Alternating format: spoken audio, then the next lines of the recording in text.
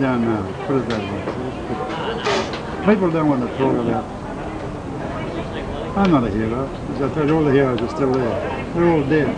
There's 300,000 of them in 2 months. That's a lot of people. So what made you decide to stay in Poland? What made you decide to stay in Poland? Well, I left Strasbourg, West Prussia, with a mate of mine. I had him up in a big shed. He came from Stalag, and they put me on the state farm. And he knew I was on the state farm, so he escaped from the Stalag to get with me, because we'd often been having a yarn about over the way 7 times. If we could get away together, we'd fight back our heads. So anyhow, he comes out and I got a shot.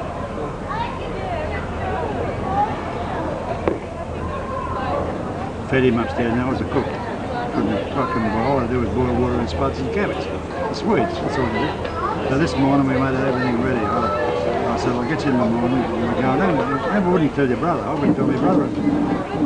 Trust nobody. And if he comes and I get home and light the fire, the guard goes back to bed. And just as I did that, it snowed.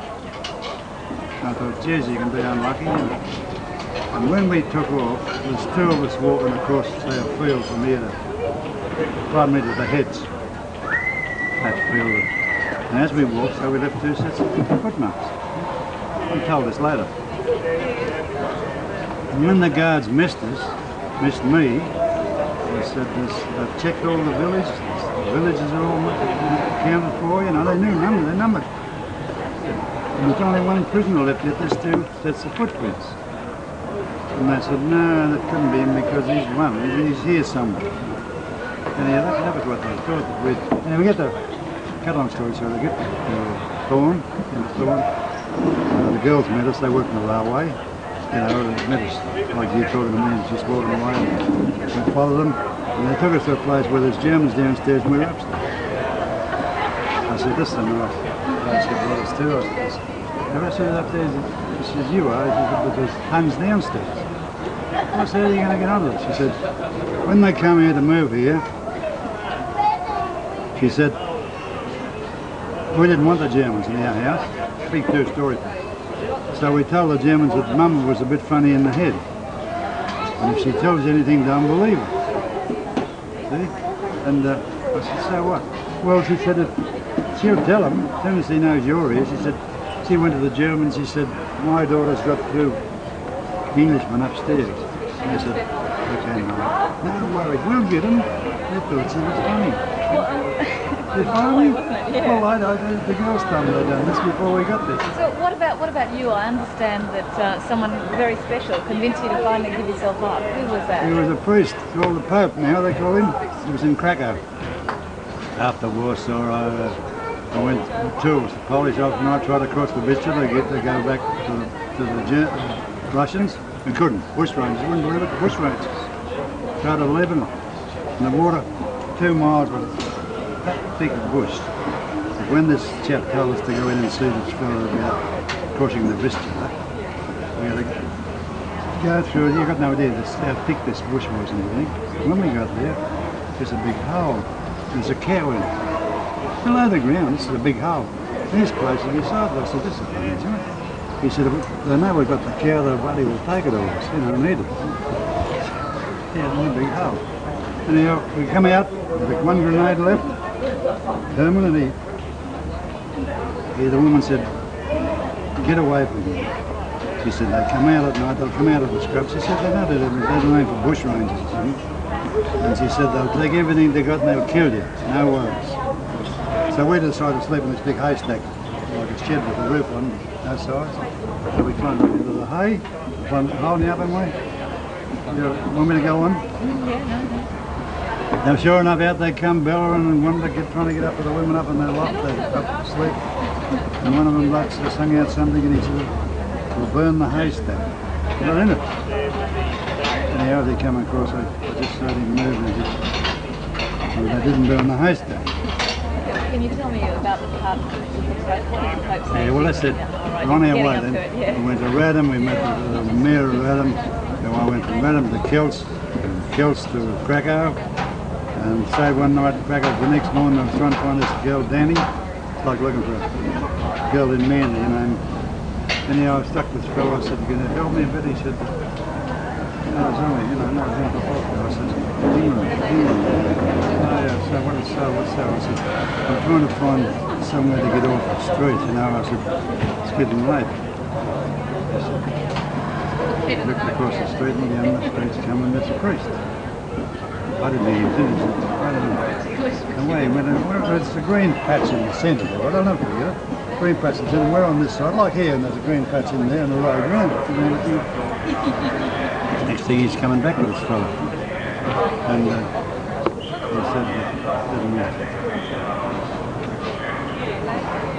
And he said their names, a priest named Poppus. Anyway, I'm looking over Poppus' shoulder. I'm not worried about Poppus, who he is. And it's like looking at you. I know you are. I know you if you walk down the street tomorrow. And I'm looking over everywhere else. And he said, he's blah blah, they're going to town in Polish and everything. When he finished, he walked away, and there's no, you don't shake hands or anything because someone's watching. And away he went, and he came back, and I said, what's cooking, pal? What did he say? He said he made it in broken Polish and English and German.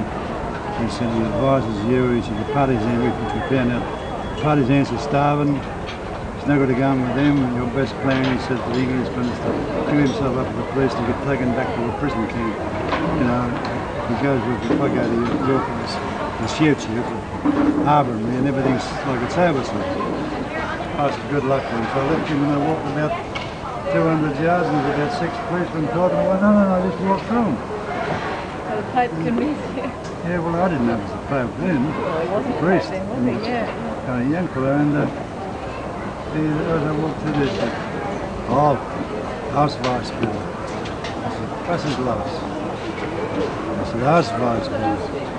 My name in Poland is Louise Gossen. I was a Belgian motor mechanic in the German army, stationed in Smolensk in Russia, on leave in Warsaw.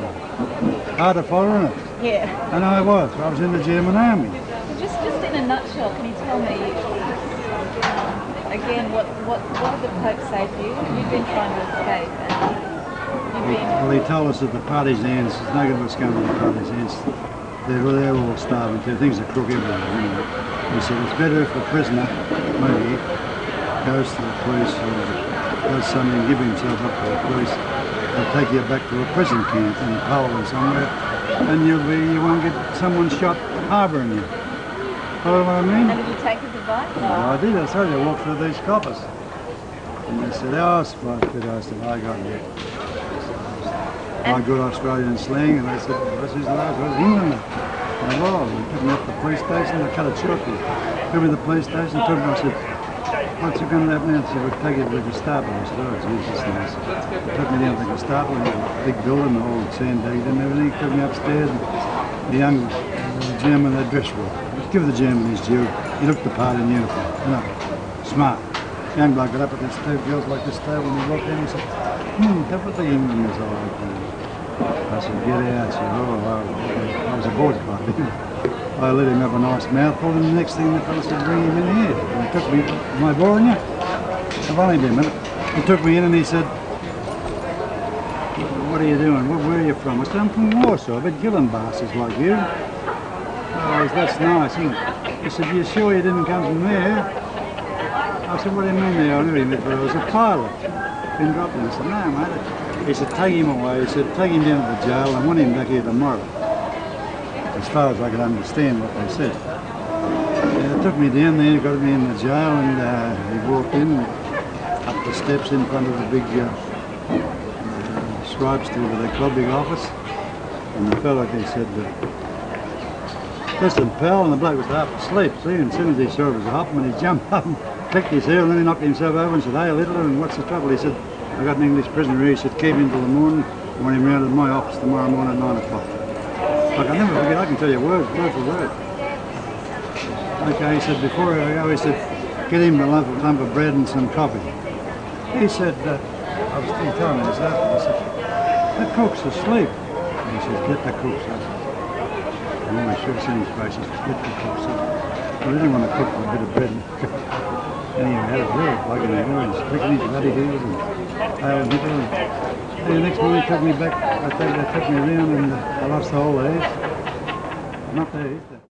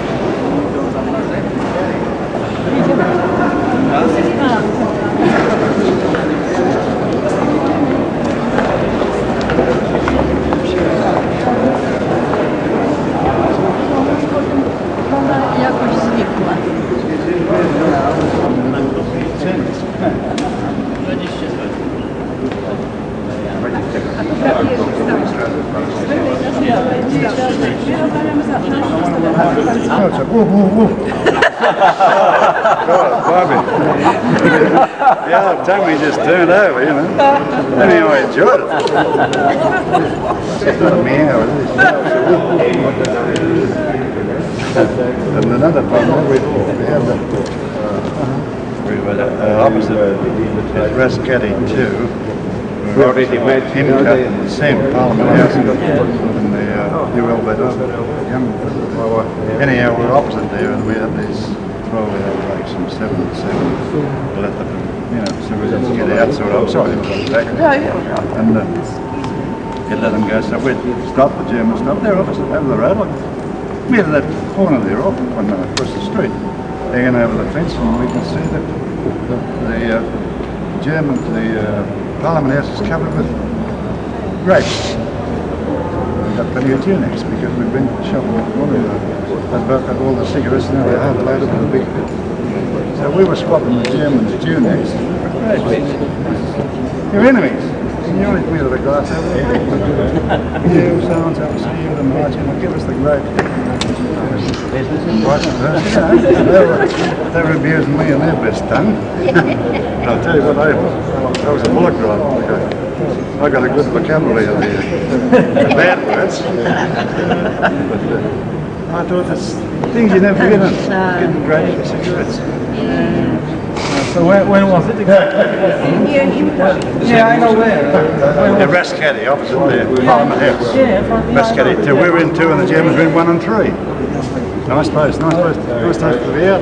We're in 2 and the Germans were in 1 and 3. And we could hear their noises that were tunnelling underneath us, and they didn't know whether we were tunnelling underneath them. The 12-hour stuff. So who has the grave? You or the Germans? We had the cigarettes. Oh, you got the cigarettes. The first one they put on was the youngsters, the young farmers, the kids. Oh, no, man. 29. And 29? 29. And that's had my birthday, the 29th, so it's September the 19th. And as soon as it was on, yeah, they get running on the street. That's been mad. They're very busy with these stories. There was no one in the shop. I took it. And that's why they did what they could.